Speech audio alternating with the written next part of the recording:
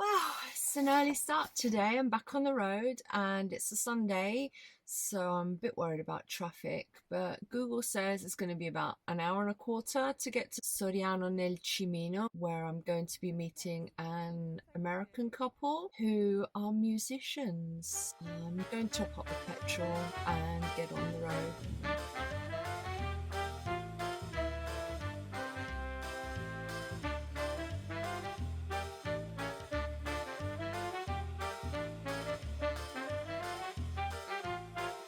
This is where I'm meeting Matt. One thing about Italy, you've gotta love the colour blue. Look at that sky. Oh, hi, you must be Matt. Oh, lovely to meet you. Good. Will be our pleasure. Okay. Benvenuti. Thank you. So that's the castle. An Orsini family. They have a bunch of fortifications in this area. This one's, I think they say 13th century. The interesting thing about this one, I think, is that until the 1990s, it was being used still as a prison. And there are some sort of modern graffiti markings inside some of the prison rooms that you can still visit. Modern meaning from the 1990s or mid 20th century. Let's wait for Zeneba. Camera shy. So on your lovely terrace, and it's unfortunate I can't get the castle in the background, but otherwise we're not going to see your face. We've still got this lovely view of the plains and the hills down there behind you. Thanks again for letting me into your house. Absolutely, welcome. What brought you to Italy? Why Italy? What made you leave? You're from America, aren't you? Yes, yes. What made you leave America?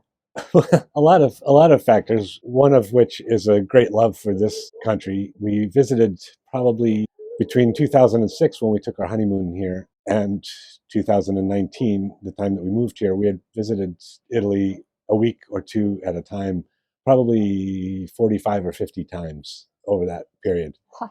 So we really got a good feel for the culture, the food, obviously, just the way of life, the people, and we just really had a great love for it, and especially the smaller towns, not so much the big tourist centers like Rome or Florence. But in that time, we got a very good feel for what different places were like and what kind of places we would like to live, what we needed and didn't need, what we wanted and didn't want. And around about 2016, I think it was, various events led us to step up our efforts to move out of the US. And Italy seemed like the maybe not most sensible, but most likely place for us to land. Oh, you've got a nice cup of tea coming here. Fantastic. Thank you.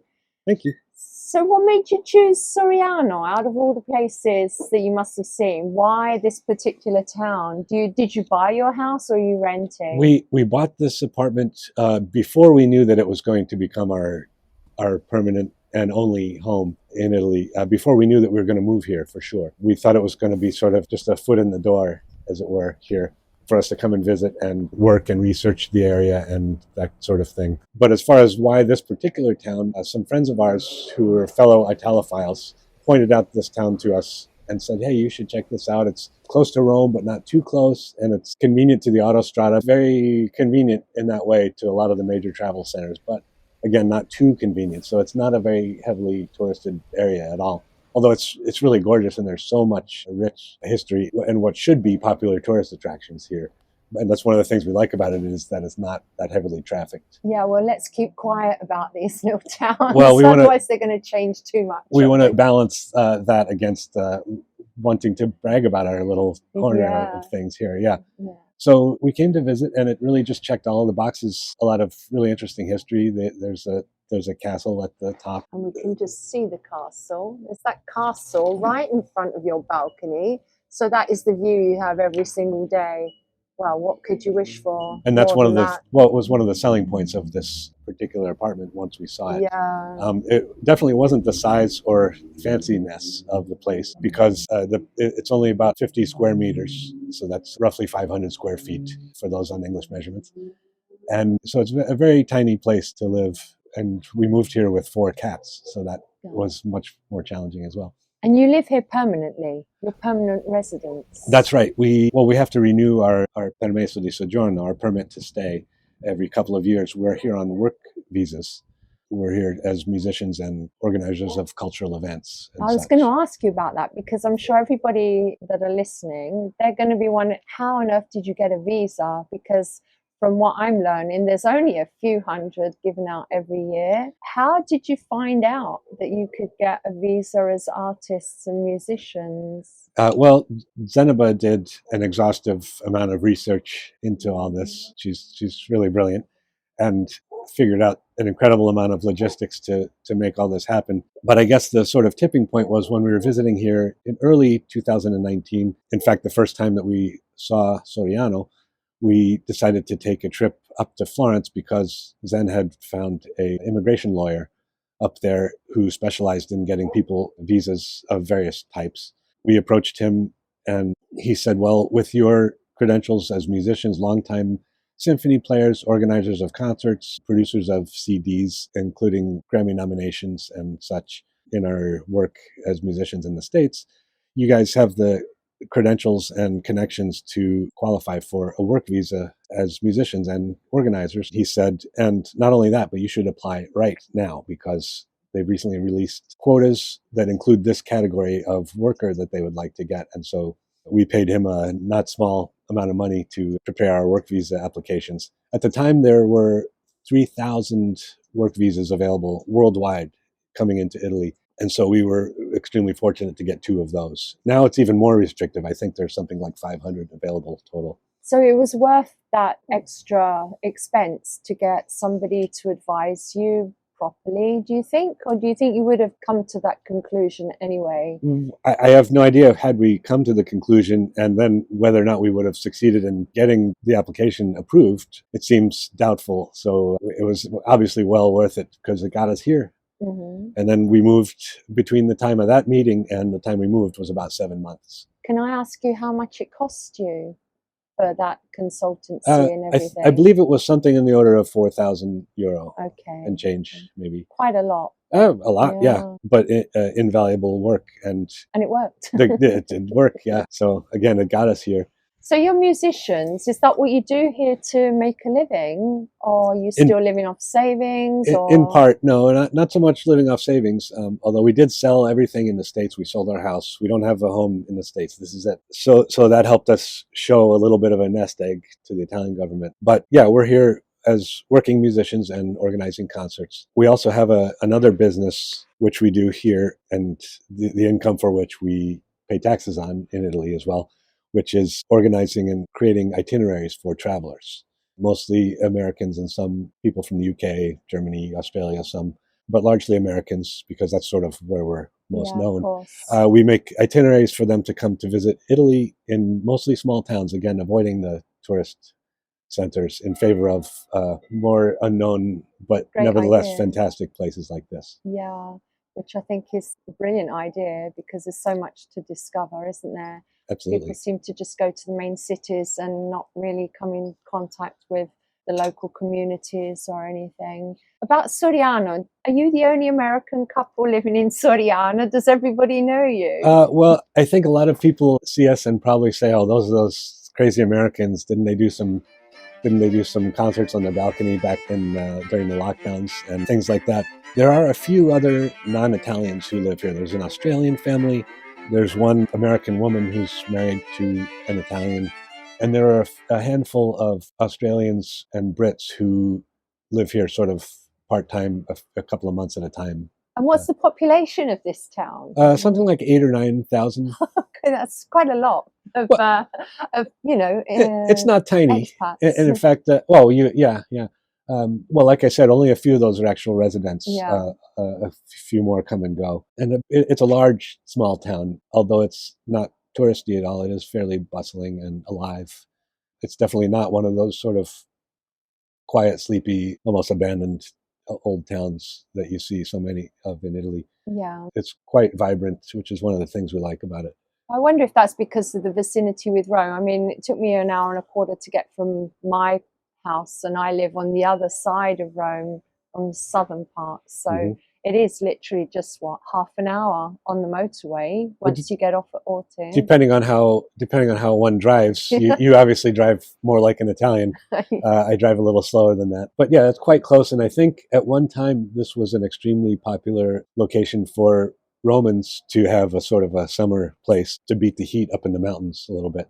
while still being very close. So you've got the courage to actually drive, and you got your license and everything, and you have your own car. We both have licenses. One of the first things we did as soon as the lockdowns ended, well, I should back up, right before, in fact, only a couple of days before the lockdowns started in 2020, so just a few months after we moved here, we jumped through all the hoops to buy a car here, which we could do as residents. And then we were still driving on a temporary international driver permit from the States. But then in, I guess, June or July, when the lockdowns lifted and we were able to attend driving school, we started doing that. And we took a whole bunch of classes. It was the two of us, almost 50-year-olds, along with a dozen 14 and 16-year-old kids who weren't even shaving yet at this point, So we did have an advantage in knowing things like that you do have to have your seatbelt on, even if there are airbags in the car. So we were in that class with a bunch of these kids. And although we had this advantage of having been driving for 35 some years, we had a disadvantage in not being fluent in Italian yet, but more importantly, not being fluent in the particular vocabulary of the exam that we were studying for. Nevertheless, we worked on it, we studied, we took the exam, we both passed the first time. That exam is very strict. You can miss, out of a possible 7,000 questions that they might ask you on the exam, they select 40 at random, and you can miss as many as 4. And if you miss more than 4 questions out of those 40 selected from that range of 7,000, then you fail and you have to start over. Luckily, we passed on our first try. Then we did driving exams with the instructor, driving around town. That was quite an experience itself as well. Did you do your test in Soriano? In Soriano, yes. You did your test here. So on the very little tight streets. And again, we were very familiar with driving with a clutch, and that was no problem. The trick was the fact that, in theory, you're supposed to respect the speed limits. If you do that, however, in practice on the road, there are 10 or 12 drivers behind you getting very angry. Except they do have patience with the people that are driving the Scuola Guida car. So we wanted to get one of those signs to put on our car after we got our license. We asked about getting a Scuola Guida sign just to put on our car so people would have more patience with us in general after we're driving. But so we did get our license then, and so far so good. Obviously, you'd need a car in a place like this because otherwise you're just sort of trapped in the village. Is there any public transport? There's a bus system connecting all the little towns around here, and then the train over in Orte. That's a 15 or 20 minute bus ride away. Then from there you can get trains to anywhere. But our sort of travel style that we've developed as a part of our business, which stemmed out of sort of what we like to do traveling ourselves anyway, is almost exclusively driving, because we are going to all these little places that are hard or impossible to reach by public transport. So the itineraries that we design for our clients and the kind of traveling we do ourselves is all driving. So everywhere that you suggest and you put on your itineraries, you've checked them out and you've eaten in the places you suggest and everything. We've eaten in the restaurants, we've stayed at the particular places, and we don't recommend every place we've stayed or eaten, but we've sort of weeded it out for our travelers. And it's a nice kind of work to do, to be able to share these lesser known places with other travelers, so they don't just get stuck in the Rome, Florence, Venice sort of track. How about the music part of your business? Is that going well? Do you do concerts still, apart from your famous COVID concerts from the balcony, from your terrace? Yes, we do occasional concerts. We play a few concerts in town or in local vicinity and other towns nearby. We also travel up to Tuscany and Umbria quite a bit to do concerts in vineyards and other sorts of events up there. So we're doing that from time to time, maybe not as much as we would like to, but sufficient to well, you haven't really been here that long, have you? I mean, I'm sure you will get more and more popular. That's the hope. And of course, we were hobbled by the fact that 3 months after we moved here initially, the lockdowns started for COVID, and we weren't able to do anything for quite a long time. That must have been really, really tough. It produced a lot of anxiety in the house here, yeah. And the uncertainty of the whole situation, not knowing if we would ever be able to perform or under what circumstances. Gradually, things opened up bit by bit with severe restrictions and only outdoor concerts. So that limited the time period that you could play in. All those sorts of things made it very difficult psychologically, I guess. But What instruments do you play? I'm curious. I'm principally a cellist, and Zen is a violinist. Oh, wow. Yeah, and we played for over 20 years with the symphonies in the U.S. And then we lived in Nashville, Tennessee for 20 years there with the symphony. And we were also very active in the music industry there as well, recording and organizing our own small chamber ensemble concerts as well. It was for one of those recordings that we got a Grammy nomination a bunch of years ago. And I'm also a guitarist and singer-songwriter, erstwhile, sort of. And a funny thing about this is that upon reopening the public events in Italy after the lockdowns ended, or sort of ended, some of the restrictions were lifted. One of the first things we did was the first festival in Italy that opened up was the Narnia Festival in a neighboring town, Narni, up in Umbria. And one of the things they wanted was we wanted to play some ancient Baroque Italian music in one of these old churches over there, which they allowed us to do. And that was fantastic to play this 400-year-old Italian music in this candle-lit 800-year-old church. Mm-hmm. But they said, hey, we saw that you're from Nashville and we read your CV and you have all these connections to all these big stars and figures of the pop and country rock industry. Can you come and do a concert of American country and blues also? And that is not something that one would normally ask of a couple of classical musicians who play violin and cello. But as it happened, I also had this sort of foot in the door of the singer-songwriter world in Nashville. So we put together a country blues show and jazz sort of mix, all of which the Italians consider American country blues. A concert that we would never do in the States, but I sang and I played guitar, and Zen played fiddle instead of violin. I wrote out charts for her to play. And so one of the first concerts we then ended up doing here was this American country blues thing in Italy, which is not what we expected. You're obviously really successful in America, and yet you just left that to come to Italy. It must have been such a powerful calling that you had to come here. Why make that decision? If you're successful in one place, why would you just give that up, risk everything? And is it just because a new adventure is always something that can fill your life up a bit more? There were a lot of factors along those lines that definitely it was going to be and has been a new adventure. Absolutely. As I said, there were a lot of factors, non-career related factors in the US that made us want to find a home elsewhere. Also, in terms of our careers there, playing in an orchestra is a fantastic experience, but we had done it for over 20 years, as I said. And it was sort of, for me, it had sort of run its course. And I think, speaking for Zen as well, we just did want to try to do something different, something new. We were doing this travel consulting already on the side, and we wanted to expand that. You were doing that in America already? That's correct, yeah. We had been doing that since about 2014 or so. So we were doing that just as a little sort of side thing for a while, as it still is now. But so many factors, largely that it was that we just did want to do something new and in a new place. And of course, you can't overstate the draw of the idea of living here at all, even working. It's not a retirement vacation situation at all. We're still working and really living here and active, and we have responsibilities as taxpayers here. So there are a lot of challenges in living here. But you find it hard to run a business here?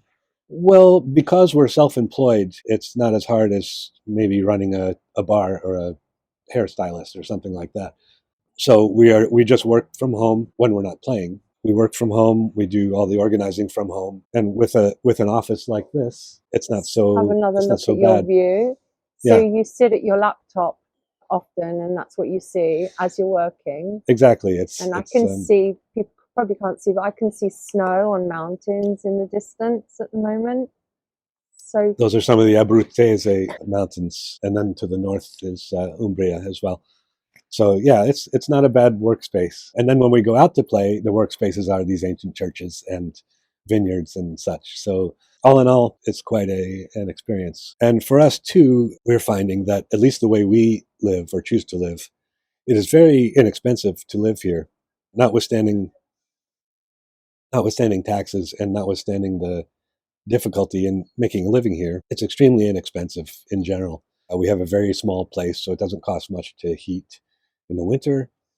We have a small car and a very energy efficient setup everywhere. So food is extremely inexpensive and very good compared to in the States. So it really is just it was altogether a great trade-off, I think. So do you have any regrets at all about your move to Italy? Is there anything you wish you'd done differently? The only thing, other than regretting that we happened to coincide with a pandemic, Oh, yeah. really none at all, except possibly to say, I suppose, that I wish that we have been getting better at speaking Italian than we have. We're coming along nicely, but it's challenging. It's a good challenge to do. And we are definitely functional in the things we have to talk about. If we're talking to our plumber or a repairman or somebody at the bank, we can definitely do what we need to get done. How long did it take you to get to that level? Were you taking lessons? You just teaching yourself? We took a little bit of all of the above, I guess. We're not currently taking a class or lessons, but we've done a little bit piecemeal here and there. But as I said, we've been traveling here since 2006. Zen had some Italian before we started traveling here together, and I studied a lot of Spanish back in the day. And for me, the structure is very familiar. The structure of the language is extremely similar, the Italian and the Spanish. So that's helped a lot. And we're in now sort of a total immersion program, living here in a place with very few English speakers. Tell me about the book that you wrote, because that really does tell your whole story, the whole move to Italy, the good and the bad and the ugly. And it does. It starts from just the germ of the idea and our love for Italy all the way through moving here and getting the work visas, selling everything, all that. There were a lot of ups and downs. And in it, you can sort of see every possible mistake that one could make, as well as some correct steps as well. And it's not exactly a how-to book, but it's definitely a how we did it book. Everybody's situation, if they're trying to move to Italy, would be different depending on a variety of circumstances. But this was just ours. It's called I Can't Believe We Live Here, the wild but true story of how we dropped everything in the States and moved to Italy right before the end of the world. That's a long title. Okay. I'm going to write that in the description of this video. Is there a link you can give people so they can go and buy a copy to get your advice? The website is littleroadseurope.com. Okay. And from there are links to I'll everything be we do. linking that. Yeah. I'll be linking that in the description. Anyway. Great. What's in your book? What did you say? Well, I should mention that, as I mentioned, it does tell the story from A to Z of how we got here, what we're doing, and everything else. And I must mention that there are more than a few curse words in it, including one that we invented purely for our own purposes. Can I say this? Oh, of course you can. Yes. Yeah, we're adults. So we encountered more than once situations in which things went haywire, things went terribly, but the end result ended up being perhaps better than what we were aiming for initially. And so we coined a word for this kind of situation called a fuckertunity. Combination of two words, obviously. And this is when the end outcome after something has gone terribly wrong might actually be better than what we were aiming for. When you're trying to restart your career when you're 50, people assume, as you said, yeah, that's a good. Why would you quit and move? People assume that we're incompetent and that we left either because we were fired, because we had to go spend time with our family or something when you get fired, or because we were just idiots and incompetent at our job. And so it's hard to express to people that we are actually accomplished at our job, but we willingly quit to the astonishment of our colleagues so we could come here and just do something else. And so it's hard to would have been hard to break in when you're 50, even if you had stayed in the States, and it would be hard to change. But when you're changing, you do a foreign country and foreign language with foreign customs, and they're assuming, well, why the hell did you do this? Mm-hmm. Plus, they all think that the United States is so awesome. So they are assuming that we've left like Nirvana to come to. They're like, why the hell did you come here? And we are thinking of it exactly the opposite. So I think that's hard.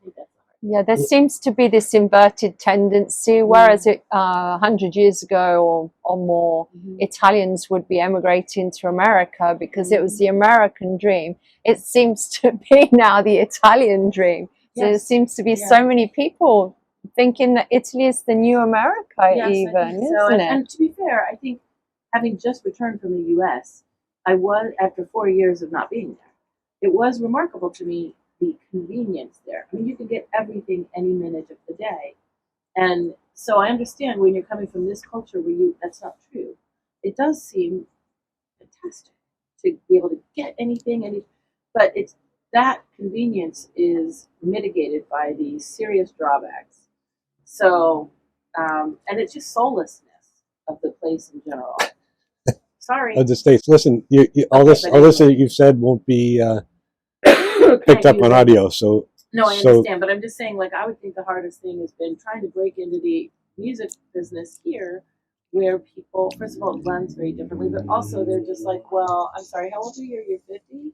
Then they assume that we got fired for, I don't know, incompetence, I would guess. I can just sort of paraphrase that more or less. I don't want just to touch the surface. If there's a couple of arguments and things that you want to go a bit deeper on, well, argomenti. That's Italian, argomenti, not arguments, sorry. Yeah, my English is getting bad. I translate from Italian now. We're finding that we're not anywhere close to the level of bilingual that you are. Subjects or chapter, isn't it? Argomenti, subjects, the topics, right? Yeah. Topics, I'll explain this in a minute.